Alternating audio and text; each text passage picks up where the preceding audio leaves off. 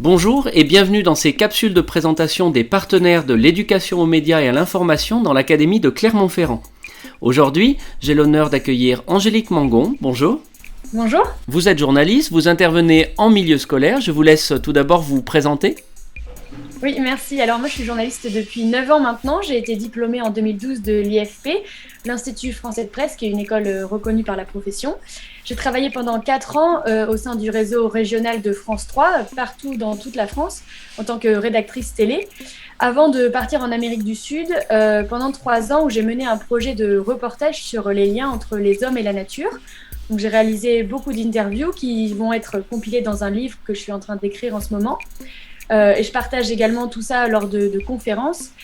Et ce projet a donné lieu aussi à des collaborations avec des magazines en presse écrite comme La Maison écologique, Le Monde, L'Âge de Fer ou GeoAdo par exemple. Et donc, moi, je m'intéresse beaucoup aux thématiques qui sont liées à l'environnement, au développement durable, au voyage engagé, à la solidarité, aux traditions, etc. Et vraiment, dans mon travail, j'essaye de mettre en lumière des hommes et des femmes qui osent et qui, par là, ont un impact positif sur le monde à travers leurs engagements ou leur mode de vie. Et donc, aujourd'hui, mon projet, c'est de faire de mon expérience professionnelle, autant à France 3 qu'en Amérique du Sud, une base pour monter des ateliers d'éducation aux médias, pour justement inviter les gens les étudiants à réfléchir, à se questionner, à développer leur ouverture d'esprit, leur esprit critique, etc. Alors c'est intéressant cette entrée très culturelle dans votre pratique de l'EMI. Est-ce que dans les projets passés, vous avez bénéficié de soutien de la DRAC par exemple ? Alors pour l'instant pas de la DRAC puisque les projets que j'ai menés, ils ont été menés pour l'instant en région Nouvelle-Aquitaine, donc dans le département de la Charente. Mais dans le cadre d'un projet d'émission de radio en espagnol que je vais détailler un petit peu plus tard, on a eu le soutien de la région Nouvelle-Aquitaine à travers le dispositif projet éducatif jeunesse. Donc voilà, ce soutien a été accordé, donc ça veut dire que notre projet il a été reconnu par la région Nouvelle-Aquitaine. Et puis, depuis maintenant que je suis installée dans le Puy-de-Dôme, je souhaite développer des projets ici. J'espère pouvoir bénéficier du soutien de la DRAC. Et justement, en ce moment, je travaille avec différents partenaires à l'élaboration de projets dans lesquels on va justement postuler pour pouvoir bénéficier de ce soutien. Alors concrètement, pour travailler les questions d'EMI, qu'est-ce que vous proposez aux enseignants et à leurs élèves ?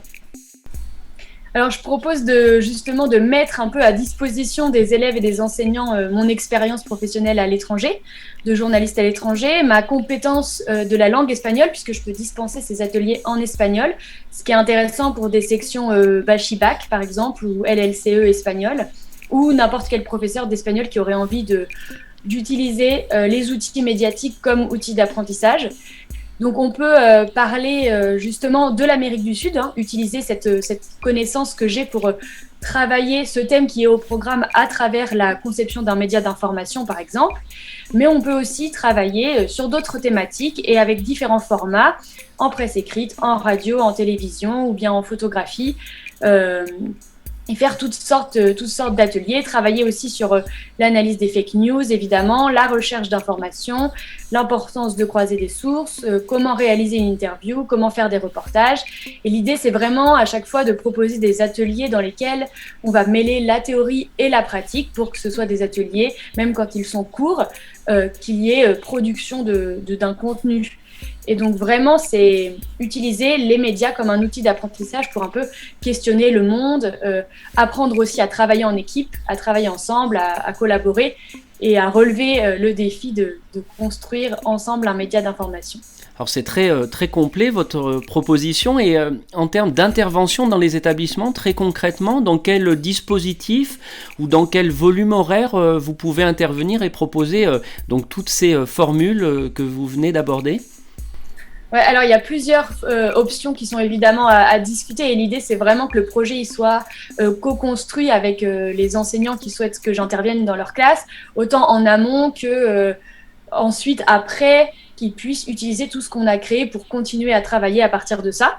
Donc ça peut être des interventions très courtes, de au moins 2 heures quand même pour qu'on ait le temps de faire quelque chose, où on va se consacrer pendant ce temps-là à quelque chose de précis. Par exemple, les fake news, la réalisation d'une interview, la recherche d'informations, l'enregistrement d'une chronique, d'un flash info, etc. Et puis, Si on a plus de temps, on peut faire plus de choses et approfondir davantage, une demi-journée, 2 jours. Et l'idéal, c'est vraiment de mener des projets de 10 à 20 heures. Et là, on va pouvoir vraiment se lancer dans la conception d'un média d'information de A à Z, hein, alors que ce soit une émission de radio, un journal avec papier, avec des contenus multimédia également. Mais vraiment, voilà, ça peut s'inscrire dans le cadre d'ateliers pédagogiques, culturels, d'une résidence. Tout est vraiment possible et l'idée, c'est vraiment de construire ensemble un projet qui soit adapté aux envies des enseignants, aux objectifs pédagogiques qu'ils ont, et puis que ce soit un projet qui plaise aux élèves et qui leur permette de travailler d'une manière un petit peu différente de celle dont ils ont l'habitude. C'est vrai que par rapport au volume d'heures, si on envisage la production, voilà, un volume confortable serait dans les 15-20 heures pour avoir le temps de construire un parcours avec les élèves. Vous nous avez abordé donc ce projet radio qui vous tient à cœur. On sait aussi que vous avez des compétences audiovisuelles et dans la presse écrite, mais c'est ce projet radio qui vous tient particulièrement à cœur pour l'avenir et pour l'implanter donc dans notre académie de Clermont-Ferrand ?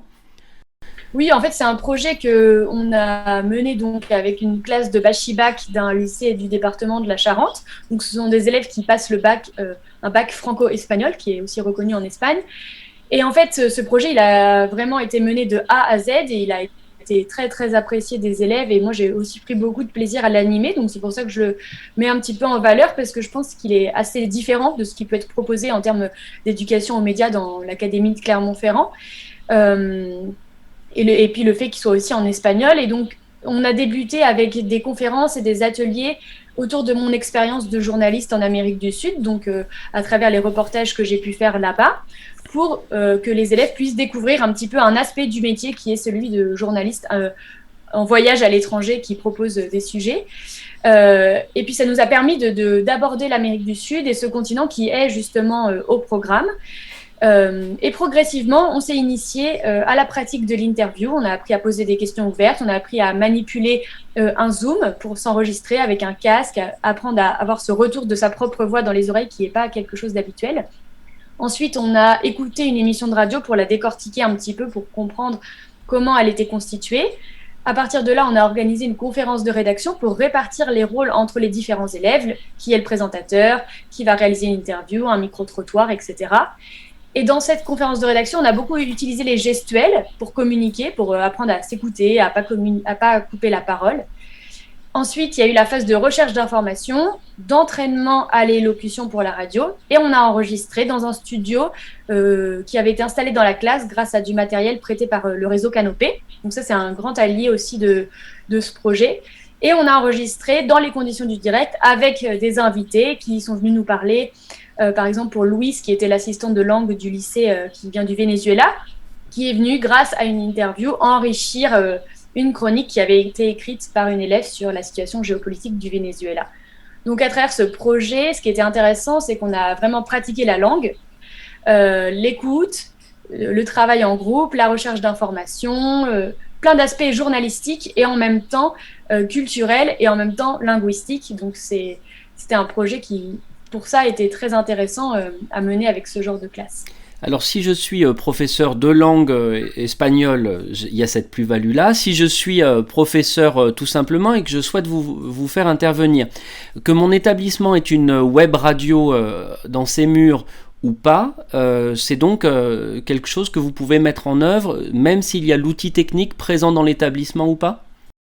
Oui, tout à fait. En fait, on peut intervenir sur cet aspect Amérique du Sud espagnol ou sur d'autres aspects qui n'ont complètement rien à voir. Moi, je m'adapte aussi aux thématiques que les enseignants ont décidé d'aborder cette année-là.